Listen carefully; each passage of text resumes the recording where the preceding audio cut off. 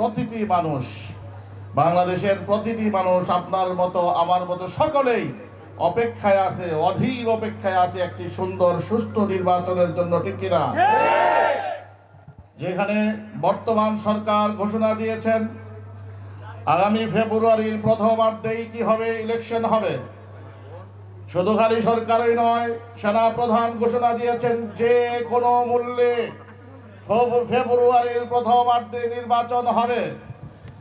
যেদিকে আমার সরকার বলছে, সেনা প্রধান বলছে, সুশীল সমাজ বলছে, আমার দেশের প্রত্যেকটি জনগণের আকাঙ্ক্ষা আগামী ফেব্রুয়ারির মধ্যে নির্বাচন হবে।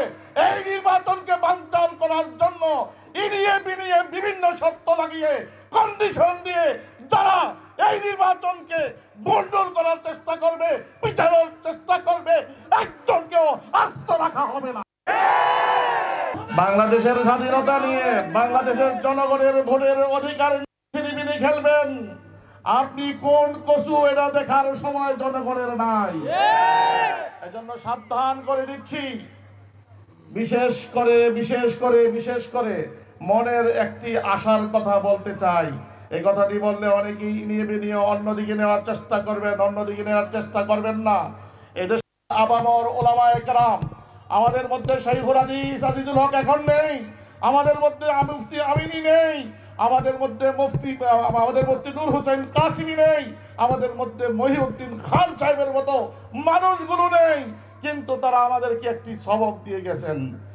এদেশের গণ মানুষের হৃদয়ের স্পন্দন, ইসলামী মূল্যবোধে বিশ্বাসী যেই জনগণ আছে, যেই দল আছে, ওই দলের সাথে মিলে ইসলামী মহাজোট করতে হবে।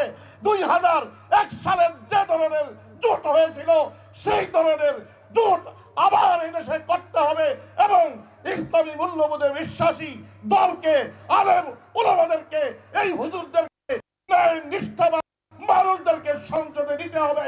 এতে কেউ যদি বাধা সাথে ষড়যন্ত্র করে, আমরা সকল জনগণ একসাথে হয়ে সব ধরনের ষড়যন্ত্রকে নস্যাৎ করে দেশকে এগিয়ে নেব ইনশাআল্লাহ।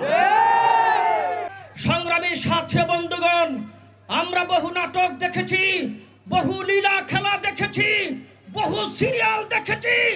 নারায়ণগঞ্জকে করতে হলে আগামী জাতীয় সংসদ নির্বাচনে বিপুল ভোটে পাশ করে মনির কাসেমীকে